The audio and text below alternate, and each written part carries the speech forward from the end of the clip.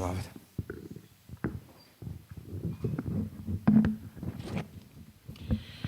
A graça e a paz do Senhor Jesus para todos.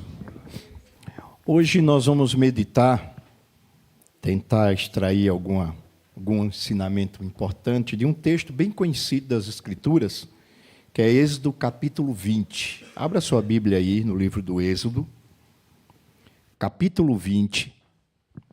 Nós vamos falar um pouco sobre os 10 mandamentos da lei de Deus. Os 10 mandamentos têm um ensinamento muito rico, muito amplo, e nós vamos falar um pouquinho hoje, né? É como se a gente chegasse na beira da praia hoje e tentasse secar o mar com um baldinho, aqueles baldinhos que criança brinca na beira da praia, né? Falar sobre os 10 mandamentos é falar de uma fonte inesgotável de ensinamento, porque os 10 mandamentos, ele reflete o caráter de Deus, o ser de Deus. E o caráter de Deus é algo infinito, não tem como a gente sondar, analisar. A palavra nos diz assim, em nome de Jesus: e Deus falou todas essas palavras. Eu estou lendo na versão internacional, tá? Nova versão internacional. Eu sou o Senhor teu Deus que te tirou da terra do Egito, da terra da escravidão. Não terás outros deuses além de mim. Não farás para ti nenhum ídolo, nenhuma imagem de qualquer coisa no céu, na terra ou nas águas debaixo da terra. Não te prostrarás diante deles, nem lhes prestarás culto, porque eu sou o Senhor, o teu Deus. Sou Deus zeloso que castigo o pecado dos filhos pelos pais, de seus pais até a 3ª e 4ª geração daqueles que me desprezam. Mas trato com bondade até 1000 gerações aos que me amam e guardam os meus mandamentos. Não tomarás em vão o nome do Senhor teu Deus, pois o Senhor não deixará impune quem toma o seu nome em vão. Lembra-te do dia de sábado para o santificá-lo. Você irá trabalhar ou trabalharás 6 dias, e neles farás todos os teus trabalhos. Mas o 7º dia é o sábado, dedicado ao Senhor teu Deus. Nesse dia não farás trabalho algum, nem tu, nem teu filho, ou as filhas, ou tuas filhas, nem teus servos, ou as tuas servas, nem os teus animais, nem os estrangeiros que moram na tua cidade. Pois em 6 dias o Senhor fez o céu e a terra, o mar e tudo que neles existe. Mas no 7º dia ele descansou, portanto, abençoou o 7º dia e o santificou. Honra teu pai e a tua mãe, a fim de que tenha vidas longas na terra que o Senhor teu Deus te dá. Não matarás, não adulterarás, não furtarás, não dirás falso testemunho contra o teu próximo. Não cobiçarás a casa do teu próximo, não cobiçarás a mulher do teu próximo, nem os seus servos, nem as suas servas, nem o seu boi, nem o seu jumento, nem coisa alguma que lhe pertença. Aqui está os 10 mandamentos das leis, ou da lei de Deus. Vamos orar, pedir a Deus que nos ilumine e que fale conosco através desta meditação. Amado e querido Deus, nós te glorificamos, te exaltamos, porque o Senhor é bom. O Senhor é santo, justo, poderoso, gracioso e maravilhoso. Nós te rendemos ações de graça, Senhor, por mais uma semana de vida que o Senhor nos concede e por estarmos aqui neste santo dia na tua casa de oração para louvar e bendizer o teu nome. Obrigado pelo teu livramento, pela tua providência, pela tua graça, pelo teu amor, pela consolação do teu Espírito, pela vida dos irmãos e das irmãs. Continua nos abençoando, Senhor. Perdoa nossos pecados. Somos pecadores, ó Deus. Pecamos muito pelo pensar, falar e proceder. Mas estamos aqui porque acreditamos que o Senhor perdoa, que o Senhor purifica, que o Senhor nos lava dos nossos pecados e nos abençoa em Cristo Jesus. Venha se fazer presente no nosso meio em nome de Jesus, para que teu nome seja glorificado.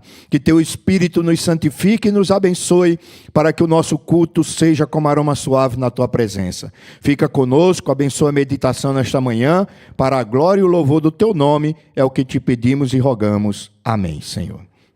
Muito bem, podeis assentar. Muito bem, os 10 mandamentos é a mensagem que nós queremos meditar um pouco nesta manhã. Quando a gente fala dos 10 mandamentos, principalmente numa igreja, adventista, que tem na sua confissão de fé, que tem no seu bojo doutrinário,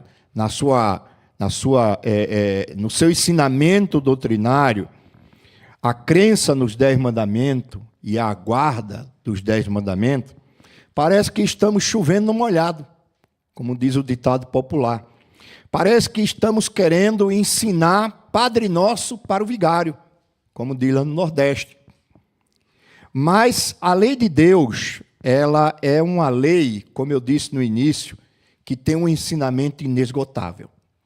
Quando a gente lê a Torá é composta dos 5 livros, de Moisés, Gênesis, Êxodo, Levítico, Número e Deuteronômio. Esses 5 livros é chamado na Bíblia hebraica de Torá e na nossa Bíblia é chamada de Pentateuco. Quando se estuda detalhadamente os 5 primeiros livros da Bíblia, lá contém-se a Torá. A Torá, ela é composta de 613 mandamentos. 613 mandamentos. Desses 613 mandamentos, todos esses mandamentos são mandamentos de Deus. É chamado de lei de Deus. Só que, dos 613 mandamentos, apenas 10 foi escrito diretamente pela mão, pelo dedo de Deus, pela ação de Deus. Os outros 603 mandamentos foram escritos por intermédio de Moisés. Deus inspirou Moisés, capacitou Moisés, e Moisés escreveu os 613 mandamentos, que alguns estudiosos, principalmente de linha reformada, de linha luterana, os teólogos mais conceituados, dividem essas 613 leis em 3 categorias: leis civis, leis morais e leis cerimoniais. Essa divisão, você não encontra ela escrita dessa forma nos 613 mandamentos. Mas quando você analisa os 613 mandamentos, você vê que essas 3 categorias de leis são as que prevalecem, são as que mais se realçam no meio dos 613 mandamentos. Por isso que, se você pegar os catecismos das igrejas, principalmente protestante, reformada, você vai ver lá que eles dizem que a lei se divide em lei moral, que é os 10 mandamentos, leis civis, que eram as leis que regiam o Estado de Israel, e leis cerimoniais, que eram as leis que regiam o culto, a adoração a Deus, as cerimônias que eram feitas em relação à adoração a Deus. Então, dos 613 mandamentos, apenas 10 foi escrito por Deus. Os outros 603 foram escritos por Moisés. Por isso que, às vezes, a Bíblia faz até um certo jogo de divisão entre lei de Deus e lei de Moisés. Em algumas expressões, quando ela fala lei de Deus, ela está falando diretamente dos 10 mandamentos escritos por Deus. Quando fala de lei de Moisés, está falando das leis escritas pelas mãos de Moisés.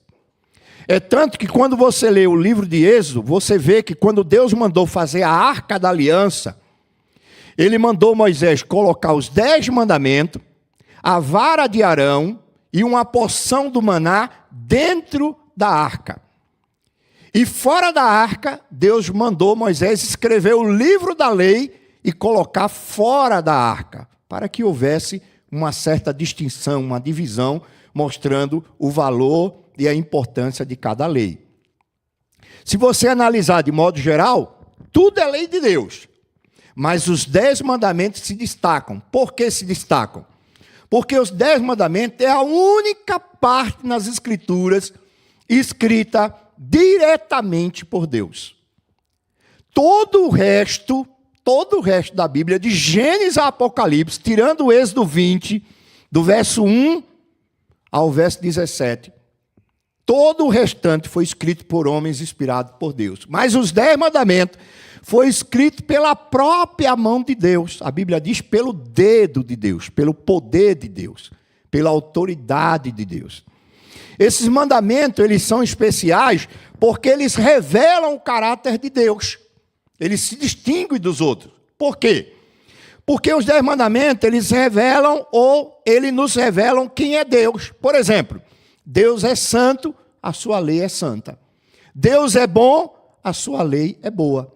Deus é justo, a sua lei é justa. Deus é espiritual, a sua lei é espiritual. Deus é um ser moral, a sua lei é o código supremo de moralidade. Então a lei, ela reflete o caráter de Deus. O que Deus é, está refletido na sua lei. Por isso que a lei de Deus não é efêmera, não é passageira. Ela é eterna. Deus é eterno, a sua lei é eterna. Por quê? Porque ela reflete o ser de Deus, ela reflete o caráter de Deus. E ela está estabelecida não na moral humana, mas na moral do próprio Deus. Deus revelou o seu caráter na sua lei. Por isso que a lei revela o ser de Deus. O que é interessante em Êxodo capítulo 20, que mensagem nós podemos aprender? É que Deus, ele prova o seu interesse pelo seu povo, dando-lhe a sua lei. Para que Deus nos deu a lei dele? Será que foi para mostrar que ele é chato? Que ele é um estraga-prazer? Que ele é um Deus ranzinza? Que ele é um Deus que gosta de complicar, falar coisa que é difícil para nós? Não. Deus, quando ele nos deu a lei dele, ele nos deu como prova do seu amor, do seu cuidado, do seu interesse, da sua bondade para conosco. Por quê? Porque Deus sabe que o homem, depois que caiu no pecado, ou que ele se tornou um ser pecador, ele não pode mais viver sem lei. O homem sem lei, principalmente sem a lei de Deus, ele é pior do que um animal. Ele é pior do que um animal. Porque aí os seus pecados não têm freio. A sua natureza pecaminosa não tem limite. E a lei de Deus, ela foi dada como um guia, como um mapa. Sabe aquela estrada que você pega para sair, quando você sai daqui para Santos, você sai a estrada, né? O que você encontra na estrada? Você encontra sinais, você encontra placas dizendo a velocidade que você tem que andar, aonde você tem que acelerar, onde você tem que diminuir, os perigos da estrada. Então as placas vai te conduzindo até Santos para que você chegue com o máximo de segurança possível. Os mandamentos de Deus são placas que ele nos deu para nós nos guiarmos na nossa vida da melhor maneira possível, para errarmos o menos possível e para acertarmos o máximo possível. Então a lei de Deus, os 10 mandamentos, eles são bens que Deus nos deu para nos guiar. Infelizmente, Satanás e os homens caídos, e até alguns teólogos desviados da palavra, eles têm colocado na mente do povo que a lei é má, que a lei é algo inútil, que a lei não tem valor, mas a Bíblia não ensina assim. Paulo disse, o mandamento de Deus é santo, justo e bom. Os apóstolos, eles louvavam a Deus pela sua lei. Veja, por que Deus nos deu a lei? Vamos fazer uma ilustração aqui. Podemos imaginar o caso de uma criança abandonada por seus pais, sem conhecimento alguma, condenada a viver de qualquer maneira, sem direção, sem proteção e sem o carinho dos pais? Assim é a humanidade sem a lei de Deus. Sem a lei de Deus, a humanidade é comparada a uma criança que nasceu cresceu um pouco e o pai a abandonou na rua à sua própria sorte. A sua própria sorte.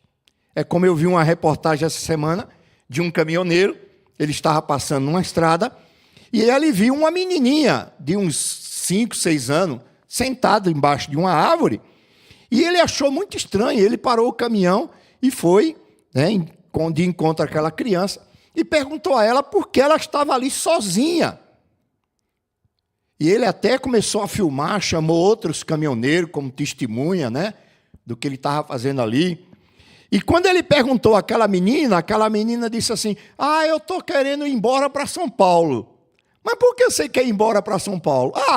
Porque minha mãe, ela bate muito em mim, e eu não quero mais viver com ela, e eu saí de casa e quero ir embora para São Paulo. Imagina, uma criança sem direção, sem proteção, sem orientação.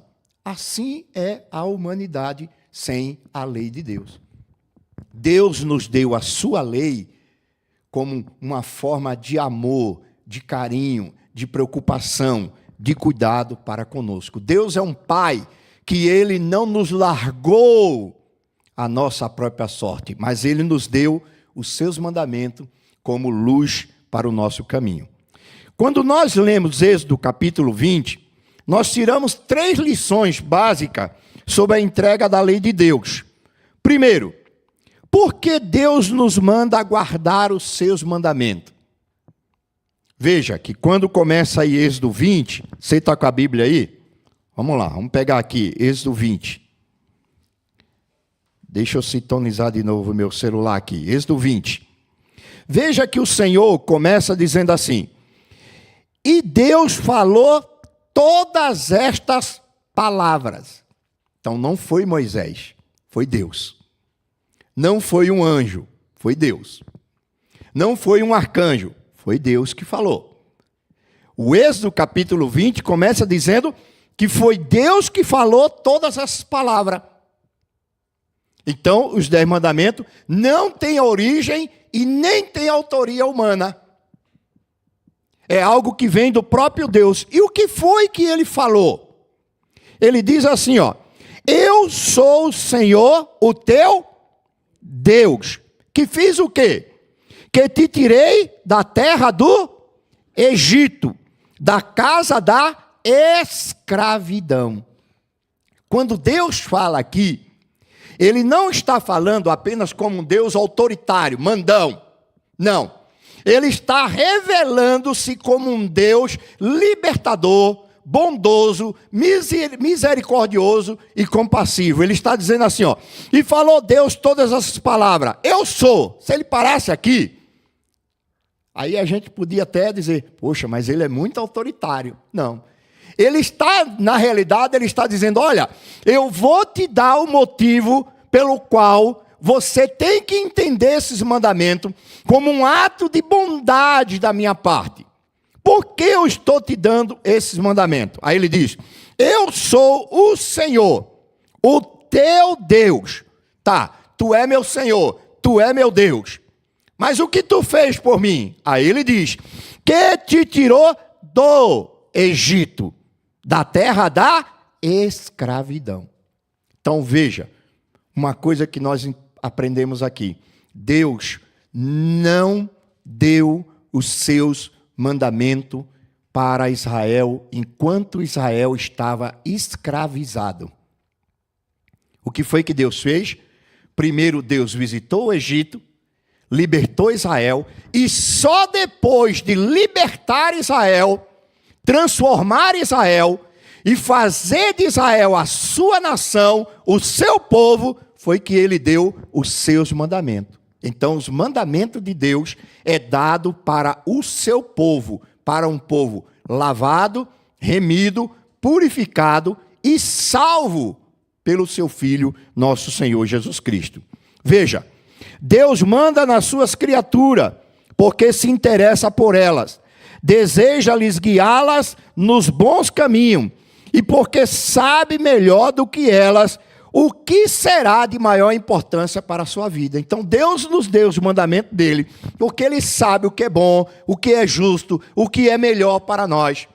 Porque Ele nos sonda, Ele nos conhece, Ele sabe quando a gente senta, quando a gente levanta. Ainda a palavra não nos veio à boca, Ele sabe o que vamos falar. Então Deus nos conhece melhor do que nós. Por isso que Ele nos deu a sua lei, para ser um guia para nós, para ser uma bênção para nós. Então, como Deus, Ele tem autoridade de mandar, mas Ele manda por um ato de bondade. Ele está dizendo, olha, eu tirei vocês da escravidão, agora eu estou dando a lei para vocês, para que vocês seguem por ela, para que vocês agora não voltem a ser escravo de vocês mesmos.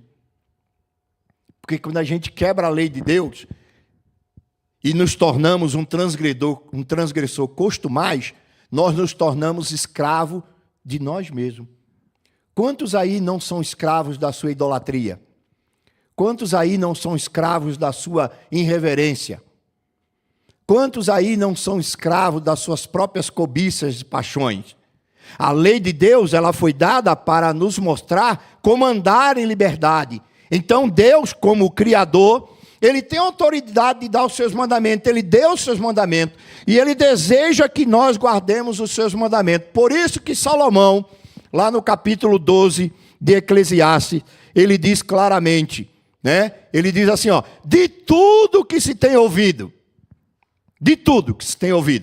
seja na forma cantada, na forma falada, na forma escrita, na forma de arte, de tudo que se tem ouvido, o fim de tudo, o resumo de tudo é, tema a Deus e guarde os seus mandamentos. Ou seja, respeite a Deus, reverencie a Deus, leve Deus a sério. A palavra temer quer dizer respeitar a Deus. E respeitando a Deus, você demonstra esse respeito de que forma? Obedecendo os seus mandamentos. Então, quem leva a Deus a sério, quem respeita a Deus, guarda os seus mandamentos. Tem prazer na lei de Deus. A lei de Deus não é um fardo para essa pessoa, mas ao contrário, é um deleite. Então Deus deu os mandamentos dele porque Ele é o Criador. E Ele nos deu os mandamentos não por capricho, mas Ele nos deu porque Ele é o nosso Salvador, porque Ele é o nosso libertador, porque Ele é o nosso Criador. Quando a gente lê o mandamento do sábado, veja o que diz lá o mandamento do sábado. Em Êxodo 20, Deus dá a razão pelo qual nós devemos guardar o sábado. Ele diz assim, ó, porque em 6 dias fez o Senhor o céu, a terra e o mar, e tudo que neles há. E ao 7º dia descansou. Por isso você deve também santificar o dia de sábado. Ou seja, eu guardo o sábado, e quando eu guardo o sábado, eu estou reconhecendo que existe um Criador, que eu sou criatura, e que eu devo louvar a Ele pela minha criação. É o que está ensinado em Êxodo 20. Quando você vai para Deuteronômio capítulo 5, que você lê lá os mandamentos, Deus diz assim, lembra-te de guardar o sábado, porque você foi escravo na terra do Egito. Aqui está o segundo motivo. Em Êxodo 20, eu guardo o sábado, porque reconheço Deus como Criador. E em Deuteronômio 5, eu guardo o sábado, porque reconheço Deus como libertador e salvador da minha vida, da minha alma. Então Deus, Ele nos manda guardar os mandamentos porque Ele é o nosso Criador, Ele tem essa autoridade. Segundo, a quem Deus manda guardar os mandamentos? A quem? O desejo dEle é que toda a humanidade obedeça a sua lei. É o desejo dEle, é o querer dEle, que todos guardem a sua lei. Mas principalmente quem é servo e serva dEle. Quem é servo e serva e segue a Ele. Ele deu a sua lei a um povo redimido. Veja, Deus não mandou Israel guardar o sábado lá no Egito. Por quê? Israel era escravo. Deus não disse para Israel ter um Deus, um único Deus lá no Egito, porque Deus sabia que Israel estava mergulhado na idolatria, que Israel não iria atender esse mandamento. Aí o que Deus faz? Deus vai ao Egito, chega lá com braço forte, opera as 10 pragas, tira Israel do Egito, purifica Israel no sangue do Cordeiro Pascual, firma um concerto com Israel, ou seja, liberta, salva, transforma, e só depois disso, Deus tira Israel lá do Egito, leva lá para o deserto do Sinai, e ao pé do Monte Sinai, Deus dá a sua lei. Para que povo? Para um povo que já era santo, que já era sacerdote e que já era salvo através dele. Então, os mandamentos de Deus, Deus dá para um povo redimido. Então, veja, ele deu a sua lei a um povo redimido, já em relação com ele. Nós também precisamos nos relacionar com Deus por Cristo, antes de podermos dirigir a nossa vida de acordo com a revelação e a vontade de Deus. Se nós fomos lavados, comprados e remidos pelo sangue de Jesus, e somos verdadeiramente salvos, a lei de Deus tem que fazer parte da nossa vida. Obedecer à lei de Deus tem que fazer parte da nossa vida. Eu não guardo os mandamentos para me salvar, mas eu guardo os mandamentos porque eu sou salvo. Porque eu sou povo de Deus. Porque eu faço parte da família de Deus. Então eu devo obedecer aos mandamentos de Deus. Em terceiro lugar, como Deus trata aqueles que obedecem os seus mandamentos? Como é que ele trata? Como é que ele olha para essa pessoa? Por exemplo, pegue sua Bíblia, abra em João 14, versículo 21. Veja aí que coisa interessante.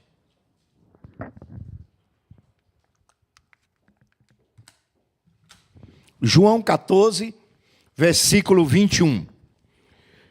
Como ele trata quem obedece à sua lei? Veja, Deus evidentemente aprova a obediência, como também é um pai que ama o seu filho e quer ver seu filho obedecê-lo. Olha o que Jesus diz em relação a obedecer à lei de Deus. Ele diz assim: aquele que tem os meus mandamentos e os guarda. Veja, não é só ter os mandamentos. Deus não quer só que você leia, decore, aprenda os 10 mandamentos. Não. Deus não quer só que você faça, que nem alguns crentes que colocam lá um quadro bonito na sala com os 10 mandamentos. Não. Jesus está dizendo assim, ó: aquele que tem os meus mandamentos e os guarda.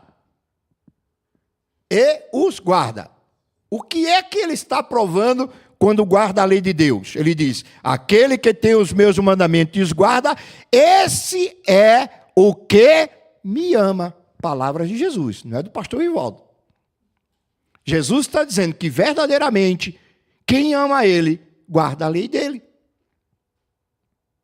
Quem ama ele, pratica a guarda dos seus mandamentos. Aí ele diz que aquele que ama ele e guarda os seus mandamentos, qual é a sua recompensa? O que é que ele lucra com isso? O que é que ele recebe por causa disso? Aí ele diz assim, ó: e aquele que me ama será amado por meu Pai, e eu o amarei também. E qual é o resultado de tudo? E me manifestarei a ele. Se manifestará como? Como o único Deus verdadeiro, como um Deus protetor, como um Deus guiador, como um Deus santificador, como um Deus abençoador, como um Deus que se acampa e livra de todo mal. Então veja que ele diz que não é só ter os mandamentos, mas praticar os mandamentos. Hoje falar de mandamento de Deus no meio da cristandade que aí está, parece até blasfêmia. Por isso que a sociedade está do jeito que está. Por isso que a igreja, quando eu falo igreja, como um todo, está do jeito que está. Por isso que muitos cristãos hoje, e muitas igrejas hoje, não têm moral nem autoridade para falar para a sociedade o que ela deve ser e fazer, porque nem ela mesma obedece os mandamentos de Deus. Uma igreja que prega contra a lei de Deus, que ensina contrário à lei de Deus, não tem moral para dizer para uma pessoa que ela não deve adulterar, que ela não deve matar, que ela não deve roubar. Porque vai ser igual como diz na minha terra, irmãos e irmãs. Vão ser farinha do mesmo saco. Vai ser o sujo falando do mal lavado. A lei de Deus, ela foi dada para ser praticada como um ato de bondade, como um ato de amor. Jesus está falando aqui claramente: aquele que tem os meus mandamentos e os guarda, esse é o que me ama. E aquele que me ama será amado de meu Pai, e eu o amarei e me manifestarei a ele. Quando a gente vai para Êxodo 20, vamos dar aqui um resumo da lei, porque não dá para falar tudo. Vamos aqui passar um momento aqui tentando entender cada mandamento. Podemos, com proveito, generalizar e classificar os mandamentos da seguinte forma: quando você pega a Bíblia e você divide os mandamentos, os estudiosos, eles dividem os 10 mandamentos em 2 tábuas. Eles dizem que na primeira tábua está os 4 primeiros mandamentos, que significa amor a Deus acima de todas as coisas. E na outra tábua, a segunda tábua, está os 6 mandamentos, que simboliza ou que significa o amor ao próximo como a si mesmo. O que cada mandamento quer nos ensinar da lei de Deus? Primeiro, não ter outros deuses. O que esse mandamento, a grosso modo, rapidamente, em poucas palavras, quer nos ensinar? Esse mandamento, ele proíbe todo e qualquer pecado contra Deus por meio da idolatria. É isso que esse mandamento está proibindo. Esse mandamento está proibindo você colocar qualquer coisa em primeiro lugar na tua vida que não seja o Deus criador dos céus e da terra. Se você colocar um carro, é um ídolo. Se você colocar a tua esposa, é um ídolo. Se você colocar o teu esposo, é um ídolo. Se tu colocar teu filho, é um ídolo. Tudo que nós colocarmos em primeiro lugar na nossa vida é idolatria. O amor a Deus é exclusivo e totalmente especial. A Bíblia diz que nós temos que amar a Deus acima de todas as coisas. Acima de pai, de irmão, de irmã, de filho, seja lá o que for. Jesus disse: aquele que não deixar pai, irmão, irmã, por amor de mim, não é digno de mim. É esse tipo de amor que Deus quer. É esse tipo de amor que o primeiro mandamento está nos ensinando. Ele proíbe pecar contra Deus. O segundo mandamento, de não fazer imagem de escultura. O que é que ele proíbe? Proíbe a materialização da religião. Deus não quer e não aceita ser adorado por intermediário ou por coisas materiais, humanas ou qualquer outro objeto. Deus não aceita ser adorado por meio de imagem, por meio de ídolos. Jesus disse: Deus é espírito, e importa que o adoremos em espírito e em verdade. E ele disse que é esses adoradores que o Pai procura, que o Pai está atrás. Então, como Deus é um ser invisível, espiritual, imaterial, nunca foi visto por homem algum, como é que nós podemos fazer um ídolo e dizer que esse ídolo representa a Deus e que nós devemos adorá-lo? Deus diz: não, não. O relacionamento entre você e eu é pessoal, é especial e é pela fé. Então, o segundo mandamento proíbe a materialização da religião. Não devemos fazer imagem de nada do que há em cima do céu, na terra e debaixo da terra. Ah, pastor, então quer dizer que eu não posso fazer uma imagem para enfeitar um parque? Não, não é isso que a Bíblia está dizendo. A Bíblia está dizendo que você não pode pegar nenhuma representação do céu, da terra e nem debaixo da terra, fazer uma imagem e prestar a ela culto, adorá-la, como se fosse Deus ou estivesse no lugar de Deus. Se você ler o mandamento, você vai ver que o objetivo é esse. Terceiro mandamento, de não tomar o nome de Deus em vão. O que é que Deus está nos ensinando? Que hoje a gente vê esse mandamento sendo quebrado assim, à torta e à direita. Às vezes até mesmo em brincadeiras no meio dos cristãos. Deus hoje é motivo de piada, de sacrilégio. O que é que esse mandamento está se referindo? Refere-se a todos os pecados de irreverência. Deus está dizendo: olha, o trato entre mim e você é de respeito. Você deve respeitar a Deus, respeitar aquilo que pertence a Deus, respeitar a casa de Deus, respeitar tudo o que representa Deus, tratar Deus com seriedade. Por isso que Paulo fala em Gálatas capítulo 6 que nós não devemos brincar nem escarnecer de Deus. Dia desse minha filha me mostrou uma cena de um cidadão fazendo um ato, irreverente com Deus, e eu falei para ela: filha, não se preocupe, Deus não precisa de advogado e nem de defesa, ele sabe se defender. Outro dia no Instagram eu vi uma moça que se dizia ateia ou ateu, não acreditava em Deus, pegou lá a câmera, pegou uma Bíblia, pegou um isqueiro, começou a queimar a Bíblia, começou a tirar onda de Deus, começou a zombar da palavra de Deus, e lá fez a sua cena, soltou indireta para Deus, blasfemou contra Deus, xingou os crentes, fez um monte de coisa.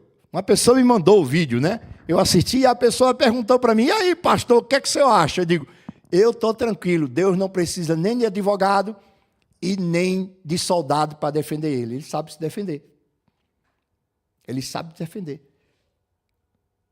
Um mês e pouco depois, aí eu estou lá no Instagram, aparece a mesma moça, só carne e osso,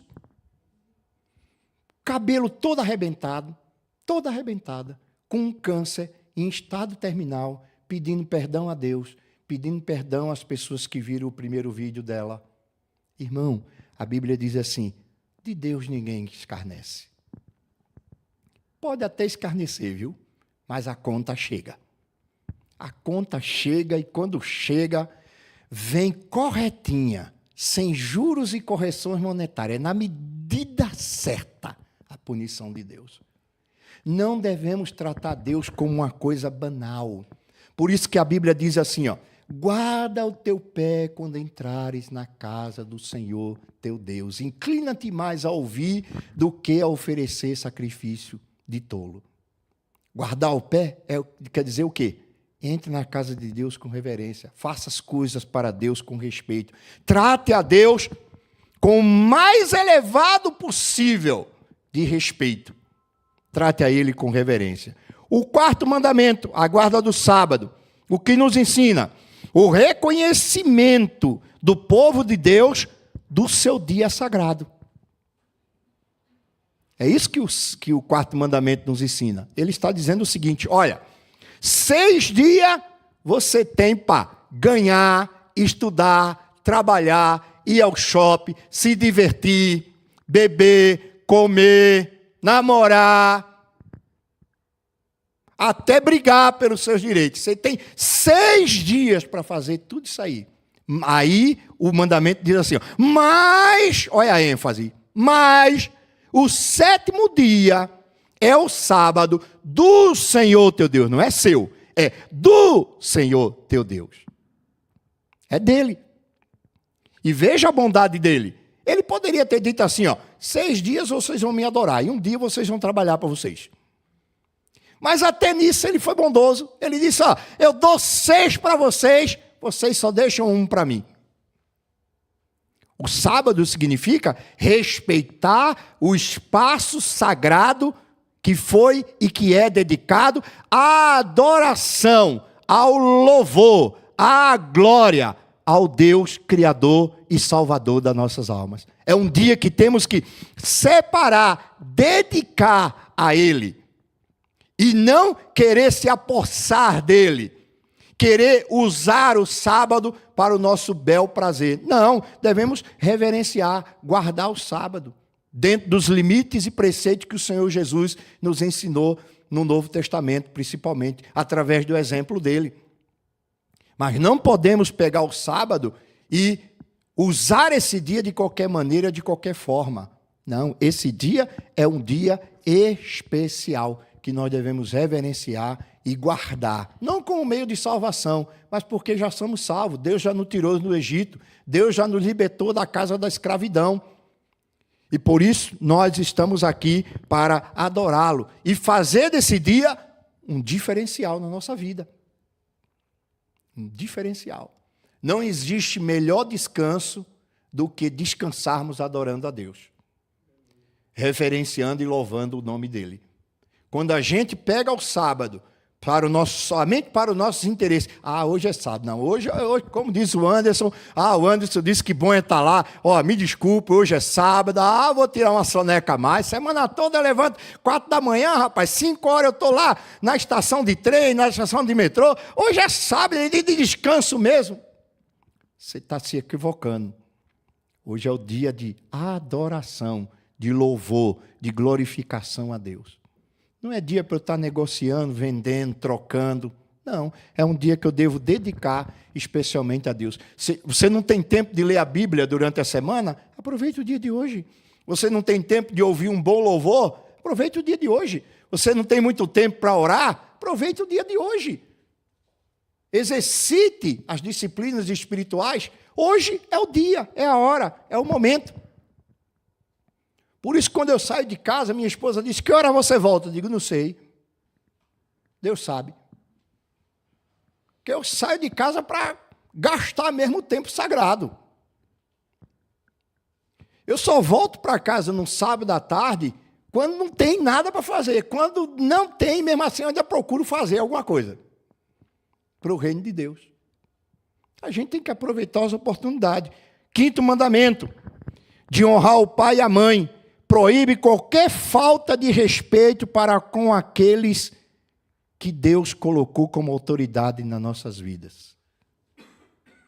Que é o nosso pai, que é a nossa mãe. Tratá-los com respeito. Há um ditado popular que caibe bem nesse mandamento, que diz assim: se você não respeita quem te criou, quem te gerou, quem te cuidou até o dia de hoje, você não vai respeitar ninguém. Geralmente, irmãos, é uma coisa interessante quando a gente faz a comparação. Geralmente, bons filhos, boas filhas, que têm como princípio honrar pai e mãe, são bons adoradores. Eles aprendem a honrar a Deus em casa, tratando o seu pai e a sua mãe bem. Pastor, mas isso é quando o pai e a mãe é crente, o pai é crentão, a mãe é crentona mesmo. Mas, pastor, meu pai é um capeta. Mesmo assim, honre ele. Faça a sua parte. E entregue ele na mão de Deus. Não se iguale a ele. Ele é ruim? Não seja ruim, seja bom. Retribua o mal com o bem. Para você ser superior a ele. Então o mandamento está dizendo para você honrar. Honrar aqui é cuidar, é tratar bem, é respeitar o pai e a mãe. Minha mãe, pela graça de Deus, eu estive lá no Nordeste, ela fez 85 anos. Se minha mãe, com 85 anos, me chamar a atenção, eu baixo a cabeça e ouço ela. Se ela disser: eu vou te bater, eu baixo a cabeça e ela pode me bater. Eu estou com 60 anos, mas se ela disser que vai me bater, eu não vou retruncar, brigar com ela, não. Eu baixo a cabeça e me sujeito à repreensão. Porque ela é minha mãe. Principalmente se ela estiver agindo com justiça. Então, honrar pai e mãe, respeitar aqueles que merecem respeito. 6º mandamento, não matar. Proíbe toda ofensa contra a pessoa do próximo. Não podemos matar ninguém emocionalmente, não podemos matar ninguém espiritualmente e não podemos matar fisicamente. Não podemos atentar contra a vida do nosso próximo, porque ela é preciosa diante de Deus. 7º mandamento, não adulterarás. Reprova toda a classe de impureza. Adultério aqui, irmão, não está restrito só ao relacionamento entre casais. Não. O adultério aqui é muito amplo. O adultério aqui pode envolver adoração, pode envolver relacionamento, pode envolver religião. Por exemplo, no Antigo Testamento, Deus cansou de dizer para Israel que Israel, quando se voltava para os ídolos e adorava os falsos deuses, eles estavam cometendo adultério espiritual. Tem gente que é adúltero espiritual e não sabe.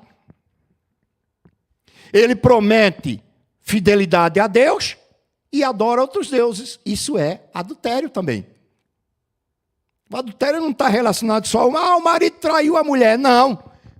Não. Sabe aquela profissão de fé que você fez? Todos aqui são batizados? Vocês são batizados? Levanta a mão aqui. Todo mundo é batizado? Beleza. Todos vocês que foram batizados, vocês fizeram um negocinho chamado profissão de fé. Foi ou não foi? Não foi? Ah, pastor Zé, né? Pastor Zé ou qualquer outro chegou, né? Meu irmão, vamos cá, profissão de fé. Prometo, né? Prometo, né? Prometo. Né? E você foi lá e prometeu. Quando você fez aquela profissão de fé, você fez um voto, você fez uma aliança, você fez um compromisso. E Deus vai se relacionar e agir com você dentro desse acordo que você fez com Ele. Ele vai respeitar. Veja que a igreja, ela convida você a vir à frente voluntariamente. No dia que você foi se batizar, pastor Zé entrou aqui com 38, botou na tua cabeça e vem aqui na frente. Vamos lá. Anderson, você promete ser fiel? Diz, eu prometo. Né? Nilton, vem aqui na frente fazer essa profissão de fé. Senão você leva a bala. Ele forçou alguém a fazer? Não, você fez voluntariamente. E quando você faz, você se compromete. Quando você se compromete, Deus entra num relacionamento de compromisso com você. Por isso que a Bíblia diz assim, ó, seja o vosso falar sim, sim, não, não. Por isso que a Bíblia diz assim, olha, é melhor que você não vote do que votar e não cumprir. Você fez sua profissão de fé? Honre a profissão de fé que você fez. Porque o que passar disso também é adultério. Você fez um acordo e está agindo diferente. Então, não adulterarás. Não furtarás. O mandamento de não furtar proíbe ofensa contra os interesses materiais dos outros.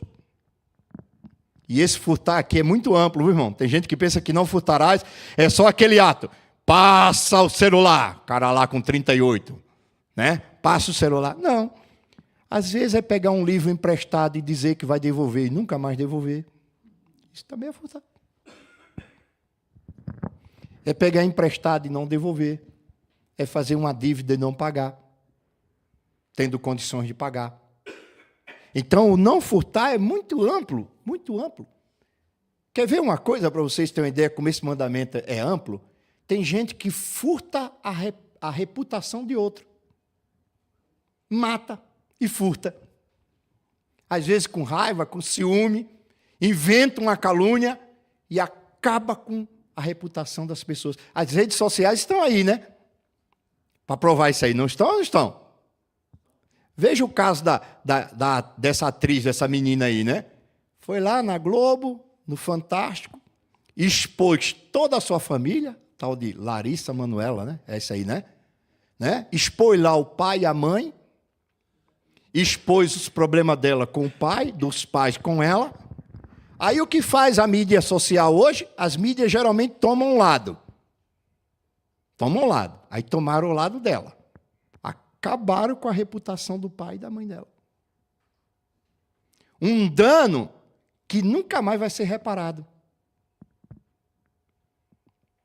Não importa se o pai e a mãe estão errados. Trate lá, particular. Não exponha. Eu me lembro uma época aqui em São Paulo, o pastor Zezinho deve lembrar, de um caso que houve numa escola chamada Escola Base.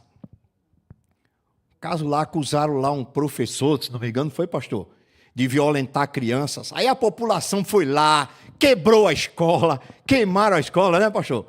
Quase mataram lá o cidadão, a polícia entrou no meio, um delegado fez um inquérito de maneira indevida. Eu sei que acabaram com a reputação, o dono da escola eram duas pessoas de descendência oriental, acabaram com a reputação daquele casal, acabaram com a escola, acabaram com todo o patrimônio deles.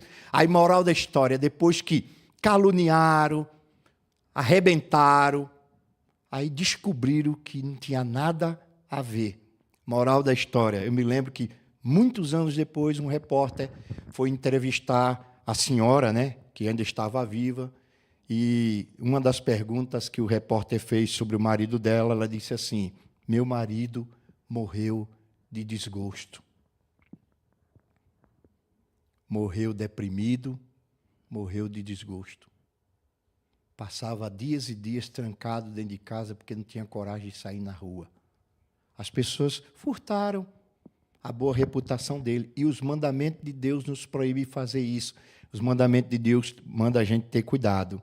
9º mandamento, não dará às pessoas falso testemunho. Está dentro disso também.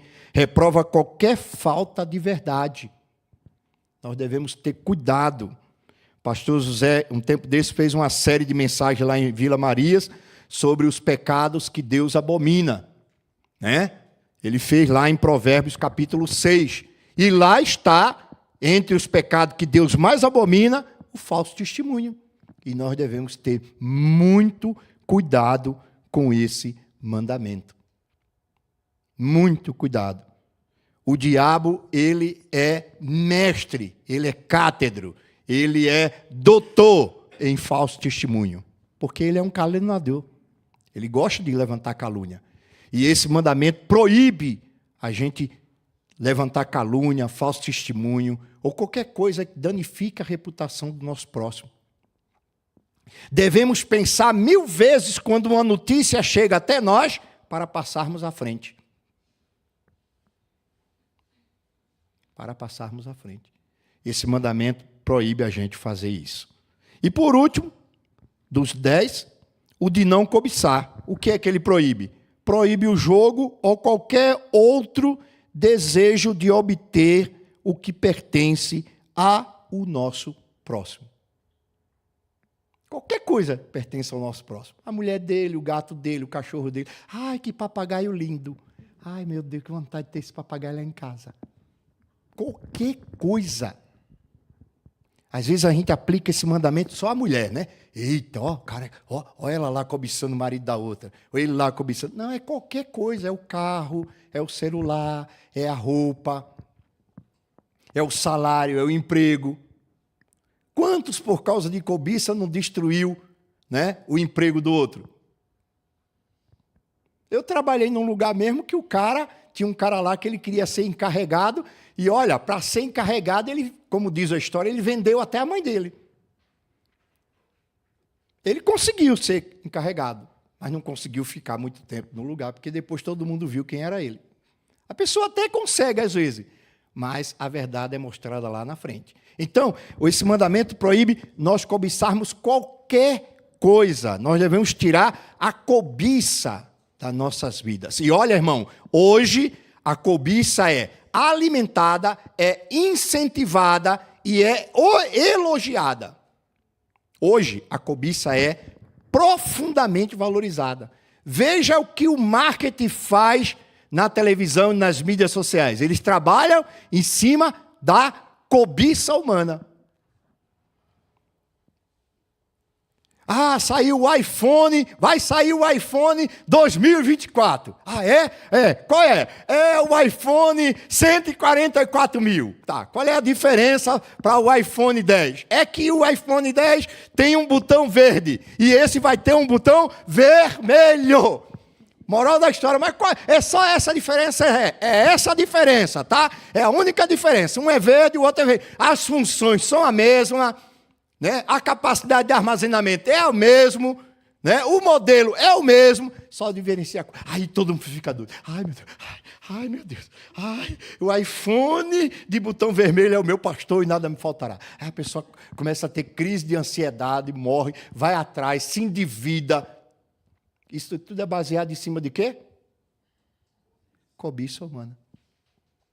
Aí, por causa da cobiça, a gente destrói família, a gente destrói reputação. Esse mandamento aqui é o carro-chefe das transgressões dos outros. Por causa dele, a gente cobiça o tempo de Deus. Deus dá 6 dias para a gente, aí chega no sábado, ai, meu Deus, esqueci de fazer. Ai, era para eu ter feito quinta-feira, era para eu ter feito quarta-feira, mas eu vou aproveitar hoje que eu não fui na igreja, eu vou fazer. Pegou o tempo de Deus. Então, esses mandamentos, irmãos, foram dados para o nosso bem. Amém? Agora, veja a conclusão.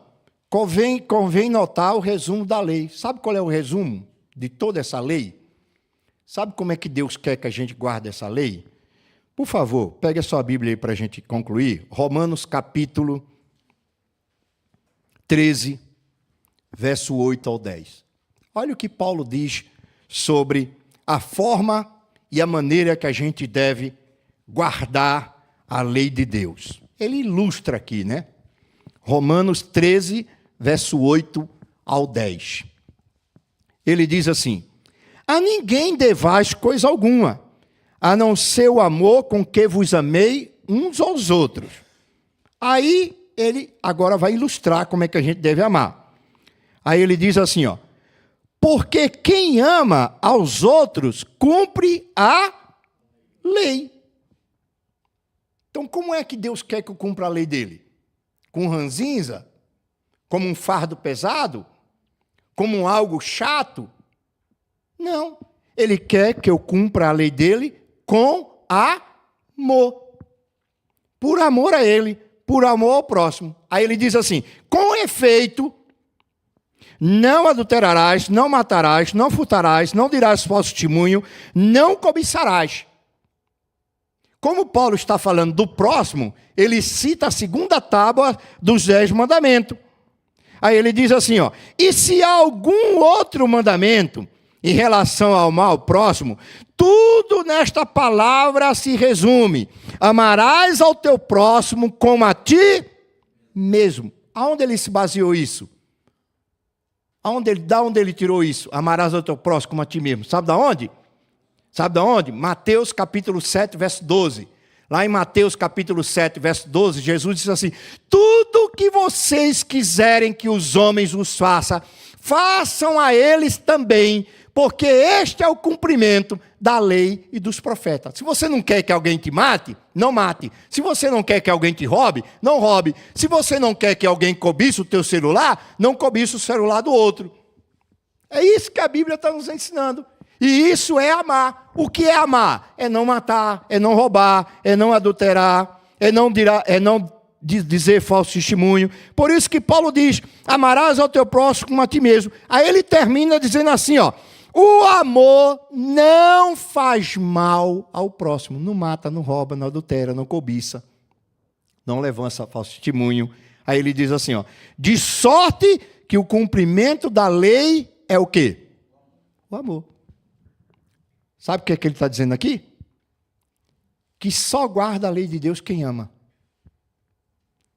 Quem não ama, não gosta da lei, não valoriza a lei, não obedece à lei. Agora, quem ama a Deus e ao próximo, esse é o verdadeiro cumpridor da lei. Então, meu irmão, minha irmã, a mensagem que eu quero deixar para você nessa manhã é o seguinte: nesse santo dia, é que toda vez que você ler, estudar e lembrar dos 10 mandamentos, lembre-se dessa lei como um bem de Deus feito para você. Olhe para essa lei de maneira positiva. Olhe assim e diga assim: poxa, esses mandamentos são bênçãos de Deus na minha vida. E eu glorifico a Deus por essas santas orientações. A Bíblia diz que quem anda na lei do Senhor e medita nela de dia e de noite, será como uma árvore plantada junto a um ribeiro de água que dá os seus frutos. É que talvez vocês aqui nunca tenham andado no sertão nordestino, mas eu já evangelizei, já andei, já vivi no sertão. No sertão, às vezes, acontece uma coisa interessante. Você olha na paisagem assim, ó, está tudo seco ao teu redor. Você só vê palha, pó e secura. As árvores tudo queimadas, tudo arrebentadas. Aí você vê lá um bode comendo ali. Bode come tudo, né? Ele está comendo palha. Tá. Aí você olha lá no meio, às vezes você vê uma arvorezinha verdinha, frondosa, bonitinha. Você olha, ali tem água. Pode cavar no pé dela que tem água. Por quê? Porque ela está plantada junto a um ribeiro de água. Você prestou atenção na ilustração? Aonde não há água, há morte. Mas aonde há água, há vida. Os mandamentos de Deus, irmão, é água para a tua vida. Que Deus nos abençoe, em nome de Jesus. E desde já, muito obrigado a vocês pelo presente do Dia do Pastor. Obrigado por vocês se lembrarem sempre de mim. E que Deus abençoe vocês e as suas famílias sempre, em nome de Jesus. Vamos ficar de pé?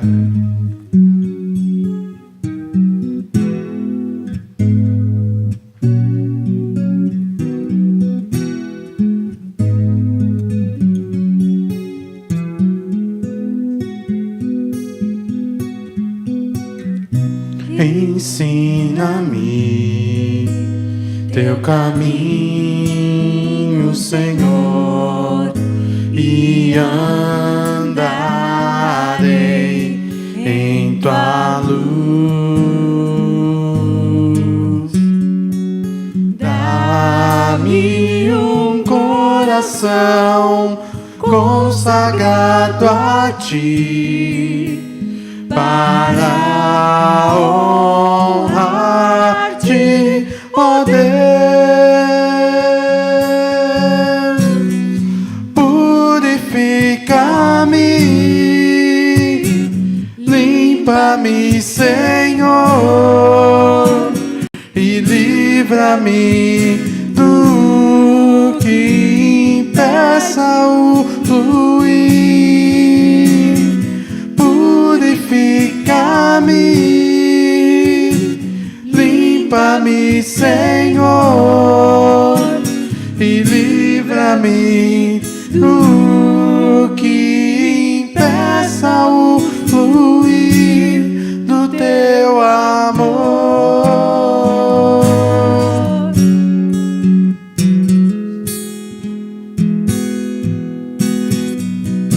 Ensina-me teu caminho, Senhor, e andarei em tua luz. Dá-me um coração consagrado a ti, para honrar-te, ó Deus. Purifica-me, limpa-me, Senhor, e livra-me do que impeça o fluir. Purifica-me, limpa-me, Senhor, e livra-me do que impeça o fluir do teu amor.